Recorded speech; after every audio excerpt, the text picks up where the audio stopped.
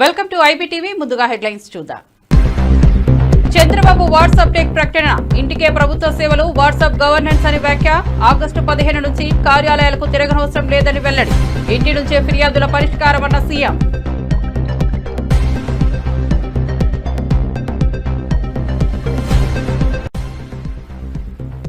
మోదీపై రేవంత్ రెడ్డి విమర్శలు. మోదీపై వయోపరిమితి కామెంట్లు చేసిన రేవంత్, 75 ఏళ్ల తర్వాత పదవిలో ఎందుకన్న ప్రశ్న. మోహన్ భగవత్ మాటలు మోదీకి వర్తించవా అని వ్యాఖ్య.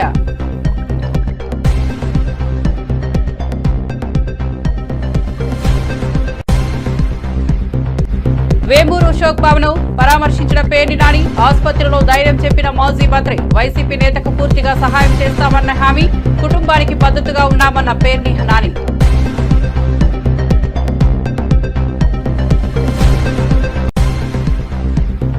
ఆపరేషన్ సింధూర్ విజయాన్ని మహాదేవునికి అంకితమని ప్రధాని మోదీ ప్రకటన. పహల్గాం దాడికి ప్రతీకారం తీర్చామన్న మోదీ, మహాదేవుని ఆశీర్వాదంతో ప్రతిజ్ఞ నెరవేరిందని వెల్లడి. పాక్ ఉగ్రస్థావరాలపై విజయం సాధించామని ప్రకటన.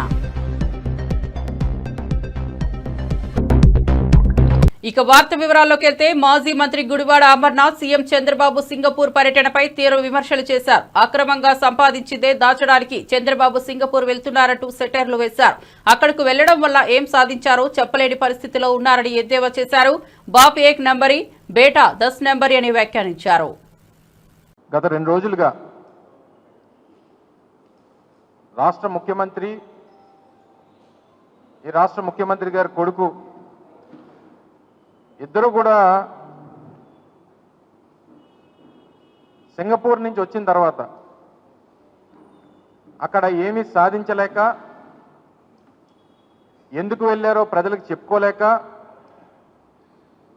ఏం పెట్టుబడులు తీసుకొచ్చామో అన్నటువంటి సమాధానం చెప్పలేక గడిచినటువంటి 2 రోజులుగా జగన్మోహన్ రెడ్డి గారి మీద, వైఎస్ఆర్ కాంగ్రెస్ పార్టీ ప్రభుత్వం మీద, గత ప్రభుత్వం మీద పడి ఆడవడం అనేటువంటిది గత 2 రోజులుగా చూస్తూ ఉన్నాం.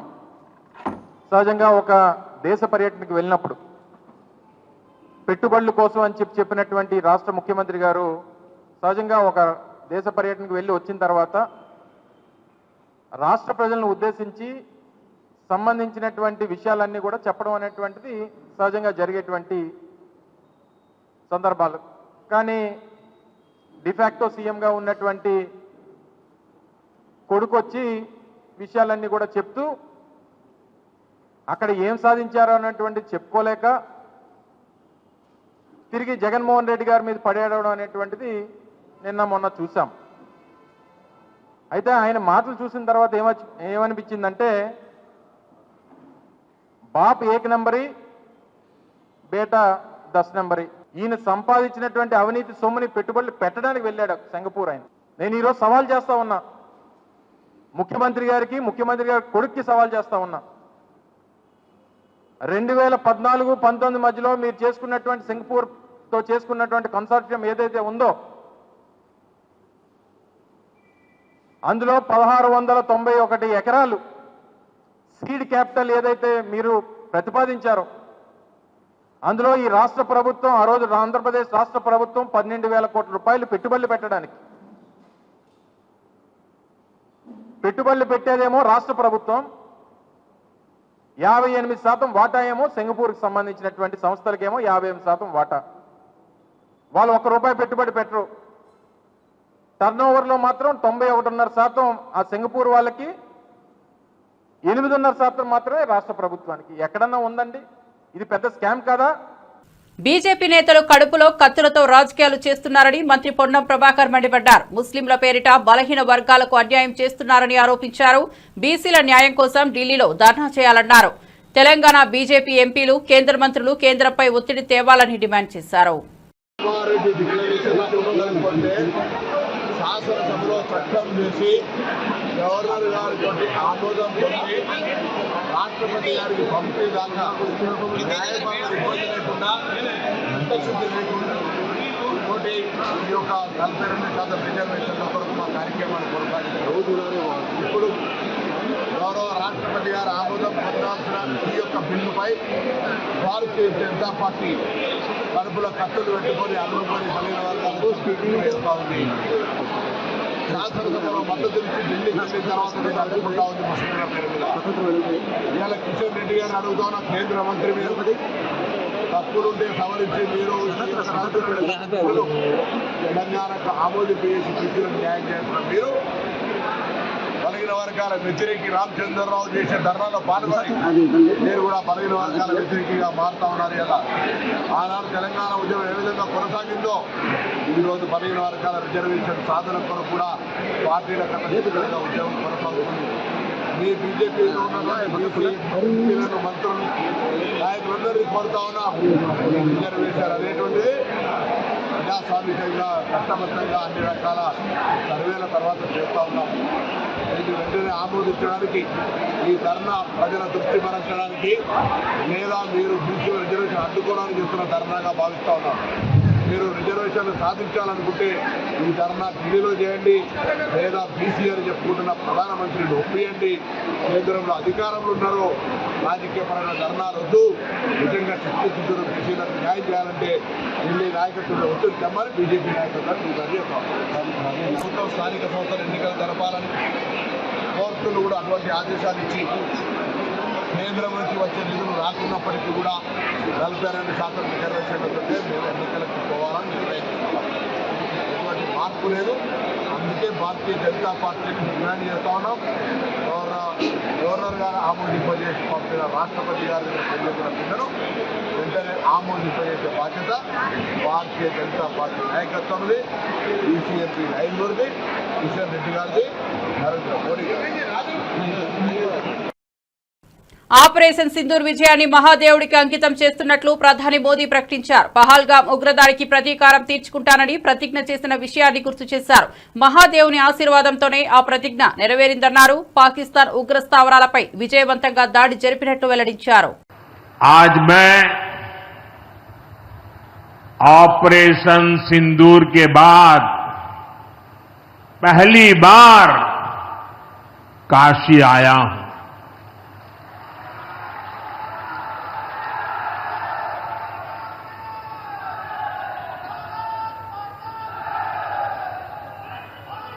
जब 22 अप्रैल को पहलगाम में आतंकी हमला हुआ था, 26 निर्दोष लोगों की इतनी बेरहमी से हत्या कर दी गई। उनके परिवार की पीड़ा, उन बच्चों का दुख, उन बेटियों की वेदना, मेरा हृदय बहुत तकलीफ से भर गया था। तब मैं बाबा विश्वनाथ से यही मना रहा था कि सभी पीड़ित परिवारों को ये दुख सहने की हिम्मत दे। काशी के मेरे मालिकों, मैंने अपनी बेटियों के सिंदूर का बदला लेने का जो वचन दिया था,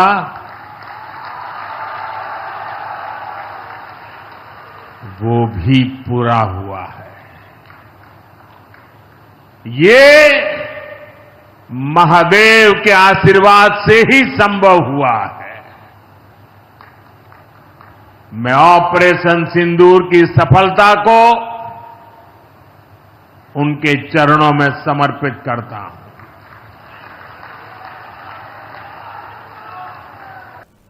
ఆగస్టు 15 నుంచి ప్రజలు కార్యాలయాల చుట్టూ తిరగాల్సిన అవసరం లేదని సీఎం చంద్రబాబు తెలిపారు. వాట్సాప్ గవర్నెన్స్ ద్వారా ప్రజల అవసరాలన్నీ ఇంటి నుంచి పూర్తి చేసుకునేలా చేస్తున్నామని చెప్పారు. ప్రజల సౌలభ్యం కోసం ఈ వినూత్న విధానం తీసుకొస్తున్నామని స్పష్టం చేశారు. వాట్సాప్ గవర్నెన్స్ పెట్టాను. ఆగస్టు 15కు మీరు ఏ ఆఫీసుకు పోయే పని లేదు. నేరుగా మీరు వాట్సాప్లోకి పోతే ఏ పని కావాలన్నా, సర్టిఫికేట్ కావాలన్నా, పని కావాలన్నా అన్ని పనులు అయిపోతాయి. మీకు తెలుసు అది. తెలుసా? తెలుసా? ఉపయోగించుకుంటున్నారా? ఉపయోగించుకుంటున్నారు. ఇక్కడ ఉండే వాళ్ళకందరికీ వాట్సాప్ గవర్నెన్స్ ఏదైతే అది తెలుసు అనేవాడు చేలుపైకి ఎత్తండి. అందరికి ఐడియా ఉంది. పనులు అవుతున్నాయా? 15వ తారీఖు డెడ్ లైన్. అందరూ కూడా మళ్ళీ ఏ ఆఫీసుకు పోయే పని లేదు. మీ పక్కనే ఎంఆర్ఓ ఆఫీస్ ఉంటుంది, అక్కడికి పోయే పని లేదు. మీ ఇంట్లో కూర్చొని చెట్టు కింద కూర్చొని నీకు ఏ పని కావాలన్నా చేపించే బాధ్యత నాది. జవాబుదారీతనం తీసుకొస్తాం. ఇప్పుడు మా మిత్రుడు పిచ్చిరెడ్డి గారు ఒక మాట అడిగారు. రైతులకు కూలీలు రావడం లేదు, ఇబ్బందులున్నాయి. ఆర్థిక అభివృద్ధిలో ఇవన్నీ కూడా కొన్ని పరిణామాలు. అందుకే నేను ట్రాక్టర్స్ ఇంట్రొడ్యూస్ చేశాను, హార్వెస్టర్లు తీసుకొచ్చాను, నాట్లేసే మెషిన్లు తీసుకొచ్చాను, అదే మరి డ్రిప్ ఇరిగేషన్ తీసుకొచ్చాను. ఇప్పుడు డ్రిప్ ఇరిగేషన్ లో మీరు చూస్తే ప్రకాశం జిల్లాకు 90% సబ్సిడీ ఇస్తున్నాం, అవును సార్. రాయలసీమకి ఇస్తున్నాం. దాంట్లో ఎరువు వేయచ్చు, అదే మరిగా మీ నీళ్లన్నీ ఎన్ని కావాలని పెట్టచ్చు. నీకు ఏ బాధ లేకుండా మీ సెల్ ఫోన్ లోనే ఇంటి దగ్గర కూర్చొని ఎప్పుడు డ్రిప్ ఆన్ చేయాలి, ఎప్పుడు డ్రిప్ ఆఫ్ చేయాలో అది కూడా చేసే అవకాశం వచ్చేసింది. ఆటోమేషన్ వచ్చేసింది. లోక్సభ ఎన్నికల్లో రిగ్గింగ్ జరిగిందని కాంగ్రెస్ అగ్రనేత రాహుల్ గాంధీ ఆరోపించారు. తమ వద్ద అందుకు తగిన ఆధారాలున్నాయని పేర్కొన్నారు. గుజరాత్ అసెంబ్లీ ఎన్నికలపై కూడా అనుమానాలున్నాయని అన్నారు. లీగల్ కాన్క్లేవ్ 2025లో మాట్లాడుతూ ఈ వ్యాఖ్యలు చేశారు. Minister of India is the Prime Minister of India with a very slim majority. If 10-15 seats were rigged, and we suspect actually the number is much closer to 70, 80, 100. If 15 seats were rigged, he would not be the Prime Minister of India. And we are going to prove to you in the coming few days. We are going to prove to you without any doubt in the coming few days how a Lok Sabha election can be rigged and was rigged. So, it's very clear that the institution that holds this, that protects this, that holds this, that defends this, has been obliterated and taken over. Tirumala Shri Venkateswara స్వామివారిని కేంద్ర మంత్రి నితిన్ గడ్కరీ దంపతులు దర్శించుకున్నారు. ప్రత్యేక దర్శనంలో పాల్గొన్న అనంతరం ఆలయ పరిసరాల్లో కొంతసేపు గడిపారు. టీటీడీ అధికారులు వారికి స్వాగతం పలికారు. అనంతరం తీర్థ ప్రసాదాలు అందజేశారు.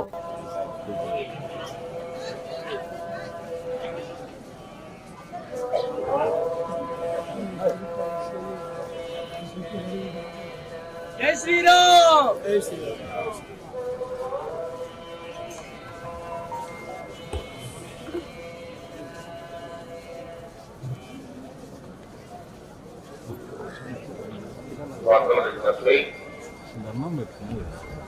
రామకృష్ణ గారు శ్రీరామ మీరు ఎట్లా ఉన్నారు? శ్రీవారి ఆలయం ఎదురుగా ఉన్న వచ్చి రాజాలతో గారిని కలుసుకోవాల్సినట్టు కోరుతున్నాము. రామకృష్ణ గారు శ్రీరామ మీరు ఎట్లా ఉన్నారు? శ్రీవారి ఆలయం ఎదురుగా ఉన్నారు. भगवान से प्रार्थना की विश्व का कल्याण हो और हमारे भारत की जनता का भी आने वाले समय में कल्याण हो, और विशेष रूप से जो गरीब है, गांव गरीब मजदूर किसान, उनके जीवन में खुशहाली प्राप्त हो, यही भगवान के चरणों में प्रार्थना की और यही आशीर्वाद मांगा। పాలకుర్తి ఎమ్మెల్యే శ్రీ యశస్వినిరెడ్డి ప్రారంభించిన ముఖాముఖి అనే వినూత్న కార్యక్రమం ప్రజల సమస్యలు పరిష్కారానికి ఓ మంచి వేదికగా నిలుస్తోంది. ప్రజలు తమ సమస్యలను స్వయంగా ఎమ్మెల్యేకు చెప్పే అవకాశం ఇస్తూ ప్రజా ప్రభుత్వం మధ్య సంబంధాన్ని బలోపేతం చేస్తోందని పేర్కొన్నారు. ఆల్రెడీ ప్రజావాణి అనేది ప్రజాభవన్ లో కండక్ట్ చేస్తున్నాము. అట్లనే కలెక్టర్స్ కూడా ప్రజావాణి కండక్ట్ చేస్తున్నారు. దాంతో పాటుగా గాంధీ భవన్ లో ప్రజావాణి అని పెట్టినాము. అంటే ప్రతి అడుగు కూడా ప్రజలకి చేరువగా ఉండేటట్టుగా కాంగ్రెస్ ప్రభుత్వంలో తీసుకుంటున్నాము. ఇప్పుడు ఇక్కడ ప్రతిరోజు ఒక ఎమ్మెల్యే చైర్మన్ ప్రతి ఒక్కరు అవైలబుల్ ఉండేటట్టుగా, అంటే ఎవరో ఒకరు, ఒక జనరల్ సెక్రటరీనా వైస్ చైర్మన్ ఎవరైనా కానీ ఇక్కడ అవైలబుల్ ఉండి ప్రజలకు అందుబాటులో ఉంటూ ప్రజలకు ఏ సమస్య వచ్చినా కానీ ఎక్కడికి వెళ్ళి చెప్పుకోవాలన్న సందిగ్ధం లేకుండా ఇక్కడ వెళ్తే మా సమస్య వినడానికి ఉన్నారు, ప్రజాప్రతినిధులు ఉన్నారు, ఇంకా మన వాళ్ళు ఉన్నారు అన్న భరోసా కల్పిస్తున్నాం కాంగ్రెస్ ప్రభుత్వంలో. గతంలో ఎవరు కూడా ఇంత చేరువగా ప్రజలకు వెళ్ళలేదు. ఇక్కడ మరి వాళ్ళు ఫామ్ హౌస్ పరిపాలనలు చేసుకుంటూ వచ్చిండ్రు. కానీ కాంగ్రెస్ ప్రభుత్వంలో మీరు చూసినట్టయితే మా గౌరవ ముఖ్యమంత్రి గారైన మంత్రులు, ఎమ్మెల్యేలము ప్రతి ఒక్కరు ఎవరం కూడా విశ్రాంతి అనేది లేకుండా ఎల్లప్పుడూ ప్రజలకు అందుబాటులో ఉంటున్నాము. అందులో ఎటువంటి సందిగ్ధం లేదు. ఇప్పుడు ఈ రోజు కూడా ప్రజావాణిలో చాలా మంది వచ్చినారు, వాళ్ళకున్న సమస్యలన్నీ కూడా చెప్పినారు. ఎస్పెషల్లీ రేషన్ కార్డ్స్ ఇళ్ళ గురించి ఎక్కువ మంది వస్తున్నారు. రేషన్ కార్డ్స్ ఎందుకంటే లాస్ట్ 10 years కూడా ఎవరికి కూడా రేషన్ కార్డ్స్ అనేది ఇయ్యలేదు. ఎంతసేపు ఎక్కడైతే బై ఎలక్షన్స్ వచ్చినాయో అక్కడ అంటే వాళ్ళ జనాలను ఒక ఓట్ బ్యాంక్ లెక్క చూసినారు అంతే. బై ఎలక్షన్స్ వచ్చిన దగ్గర ఇచ్చినారు అంతేగాని వేరే ఎవరికి కూడా రేషన్ కార్డులు ఇవ్వలేదు. ఇప్పుడు ఆల్రెడీ రేషన్ కార్డులు వస్తున్నాయి. ఇప్పుడు అర్హులైన ప్రతి ఒక్కరు, ఇంకా రాని వాళ్ళు ఎవరైనా ఉన్నా అప్లై చేసుకోండి. ప్రతి ఒక్క అర్హులకి ఇర్రెస్పెక్టివ్ ఆఫ్ పార్టీస్ మీకు ఖచ్చితంగా రేషన్ కార్డులు వచ్చి తీరుతాయి. ఇల్లు కూడా అంతే. ఇల్లు 2-3 విడతలుగా వస్తున్నాయి. ఆల్రెడీ మా నియోజకవర్గం అంటే మా నియోజకవర్గం అనే కాదు, ప్రతి నియోజకవర్గానికి కూడా ఇందిరమ్మ రాజ్యంలో ఇందిరమ్మ ఇల్లు ప్రతి పేదవాళ్ళకి రావాలన్న సంకల్పంతో మేము ముందుకెళ్తున్నాము. మా నియోజకవర్గానికి కూడా వచ్చినాయి. అందులో భాగంగా 3500 ఇల్లు, ప్రతి ఇల్లు కూడా అర్హులైన పేదవాళ్ళకి పెట్టియడం జరిగింది. అంతేగాని గతంలో వాళ్ళ లెక్క కండువా వేసుకున్న వాళ్ళకి కాదు. మీరు పార్టీ మారాలి అని వాళ్ళు ఇబ్బందులు పెట్టినట్టు కాదు. ఇది ఒక ప్రజా ప్రభుత్వం, ప్రజలకి ఎల్లప్పుడూ అందుబాటులో ఉండే ప్రభుత్వం, ప్రజలకి అనుకూలంగా ఉండే ప్రభుత్వం. ప్రజల సమస్యలు తెలుసుకోవడానికి ప్రజలలో ఒక్కలాగా. అసెంబ్లీకి రాకుండా జీతాలు తీసుకుంటున్న వ్యక్తి కేసీఆర్ మాత్రమేనని ఫిషరీస్ డెవలప్మెంట్ కార్పొరేషన్ చైర్మన్ మెట్టు సాయి కుమార్ మండిపడ్డారు. ప్రజల సొమ్ముతో జీతాలు తీసుకోవడం సరికాదన్నారు. ప్రజాప్రతినిధిగా అసెంబ్లీకి రాలేదంటే ప్రజలను పట్టించుకోని వ్యక్తిగా చరిత్రలో మిగిలిపోతారని పేర్కొన్నారు. ఒక వ్యక్తి సామర్థ్యం ప్రకారం, ఒక వ్యక్తి యొక్క పనితనం ప్రకారం జీతాభత్యాలు కానివ్వండి అంటే జీతాలు ఇస్తాం. మనం పనిచేసే దానికి, మనం తీసుకున్న జీతానికి అటు ఇటు కన్నా పనిచేయాలి. 100 రూపాయలు తీసుకుంటే కనీసం 50 రూపాయలు పనిచేయాలి. కనీసం 100 రూపాయలు తీసుకొని నయా పైసా పనిచేయకుండా తెలంగాణ రాష్ట్రంలో ప్రతిపక్ష నాయకుడు ఉన్నాడు. కల్వకుంట్ల చంద్రశేఖరరావు గారు ప్రతిపక్ష నాయకుడు అయిన తర్వాత ప్రతి నెల 2,75,000 రూపాయలు తీసుకుంటున్నాడు. 2,75,000 రూపాయలు. ఓకేనా? ఆ తర్వాత మళ్ళీ చూడొచ్చు, నేటికి 18 నెలలు, పూర్తిగా 18 నెలలు, 2,75,000 ఇంటూ 18 నెలలు 49,50,000 రూపాయలు. మీరు చూడొచ్చు, ప్రతిపక్ష నాయకునిగా కల్వకుంట్ల చంద్రశేఖరరావు గారు కేవలం 1 రోజు 2 రోజులు అంతకుమించి రాకపోదు అసెంబ్లీకి. అంటే ప్రజాధనాన్ని ఈ విధంగా కూడా ఎవరైనా తీసుకుంటే దానికి చెప్పాల్సిన మాట ఏందో అది మీరే చెప్పండి ప్రజలారా. ఇందులో ఏ కోస తప్పేది ఉందా? ముఖ్యమంత్రి రేవంత్ రెడ్డి గారు పదే పదే మీరు అసెంబ్లీకి రా అంటే రాకుండా కేవలం ప్రజల సొమ్ము 49,50,000 రూపాయలు 18 నెలల నుంచి కల్వకుంట్ల చంద్రశేఖరరావు గారు ప్రజల సొమ్ముని తెలిసి తీసుకున్నారు. తెలిసి నేనేమంటున్నా అంటే, ముఖ్యమంత్రిగా పనిచేశారు 10 ఏళ్ళు, ప్రతిపక్ష నాయకుడిగా పనిచేస్తున్నారు 18 నెలల నుంచి. కనీస బాధ్యత, కనీస వ్యవహారం. అసెంబ్లీకి రాకుండా మీరు ఏ విధంగా తీసుకుంటారో మీ విజ్ఞతకు వదిలేస్తాం. 75 ఏళ్ల తర్వాత పదవిలో ఉండొద్దని మోహన్ భగవత్ చెప్పారని గుర్తు చేసిన సీఎం రేవంత్ రెడ్డి అదే నిబంధన మోదీకి ఎందుకు వర్తించదంటూ ప్రశ్నించారు. పదవికి దిగడానికి మోదీ సిద్ధంగా లేరని విమర్శించారు. రాహుల్ గాంధీ ప్రధాని అవుతారని రేవంత్ ధీమా వ్యక్తం చేశారు. 2 महीने पहला मैं देखा मोहन भगवत जी एक बयान दिए 75 ईयर जिसका खत्म हो जाएंगे, 75 ईयर्स खत्म होते ही कुर्सी छोड़ना। मगर मोदी जी तैयार नहीं है 75 ईयर्स खत्म होने के बाद भी कुर्सी छोड़ने के लिए।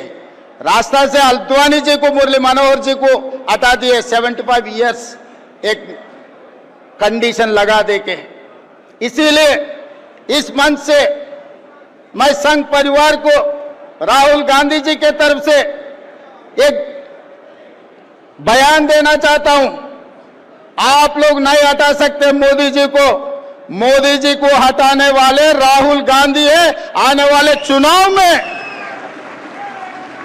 जो संघ परिवार ने नहीं कर सका, अटल जी ने जो नहीं कर सका, जिस दिन अटल जी चाहता मोदी जी को हटाने के लिए मुख्यमंत्री कुर्सी से, आज मोहन भगवत जी ने कोशिश कर रहे हैं मोदी जी को प्रधानमंत्री कुर्सी से हटाने के लिए। इन लोगों से नहीं होने वाले हैं, क्योंकि मोदी जी के वक्त मिस्टर निशिकांत दुबे जी ने बाहर आके ये कह दिया, बिना मोदी बीजेपी को 150 सीट से ज्यादा मिलने वाले नहीं है। निशिकांत दुबे जी याद रखो, आपके डायरी में लिख के रखो, मोदी जी के खिलाफ राहुल भैया ने आने वाले चुनाव लड़ने वाले हैं। आपको 150 से एक सीट भी ज्यादा नहीं आने देंगे। हम पूरा कांग्रेस परिवार तैयार होकर राहुल जी के नेतृत्व में इस देश में मोदी जी को हरा देंगे, मोदी जी को हटा देंगे। इस देश को बचाने के लिए, संविधान बचाने के लिए, आरक्षण लागू करने के लिए, सोशल जस्टिस, आज के तारीख में ओबीसी को सोशल जस्टिस देने के लिए हम सब लोग तैयार होकर राहुल जी को इस देश का प्रधानमंत्री बनाने वाले, राहुल जी के नेतृत्व में इस देश को आगे तरक्की करने वाले हैं। వైసీపీ వేమూరు ఇన్ఛార్జ్ వరికోటి అశోక్ బాబు అస్వస్థతకు గురై ఆసుపత్రిలో చేరిన సంగతి తెలిసిందే. ఆయనను పరామర్శించేందుకు మాజీ మంత్రి పేర్ని నాని హాస్పిటల్కు వెళ్లారు. కుటుంబ సభ్యులకు ధైర్యం చెప్పారు. పార్టీ తరపున అవసరమైన అన్ని సహాయాలు అందిస్తామని హామీ ఇచ్చారు.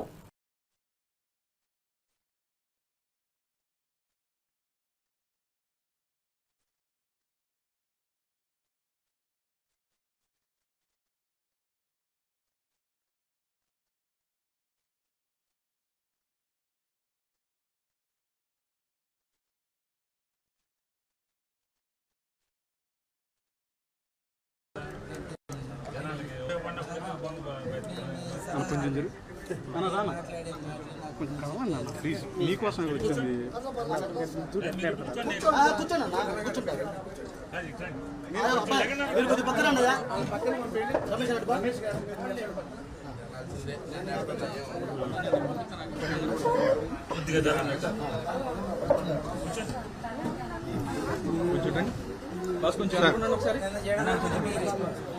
బులెటిన్ ముగించే ముందు హెడ్లైన్స్ మరోసారి చూద్దాం. చంద్రబాబు వాట్సాప్ టెక్ ప్రకటన, ఇంటికే ప్రభుత్వ సేవలు, వాట్సాప్ గవర్నెన్స్ అని వ్యాఖ్య. ఆగస్టు 15 నుంచి కార్యాలయాలకు తిరగనవసరం లేదని వెల్లడి. ఇంటి నుంచే ఫిర్యాదుల పరిష్కారమన్న సీఎం.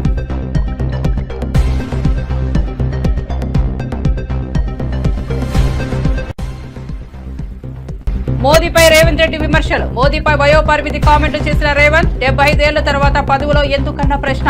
మోహన్ భగవత్ మాటలు మోదీకి వర్తించవా అని వ్యాఖ్య. వేమూరు అశోక్ బాబును పరామర్శించిన పేర్ని నాని, ఆసుపత్రిలో ధైర్యం చెప్పిన మాజీ మంత్రి. వైసీపీ నేతకు పూర్తిగా సహాయం చేస్తామన్న హామీ. కుటుంబానికి మద్దతుగా ఉన్నామన్న పేర్ని నాని.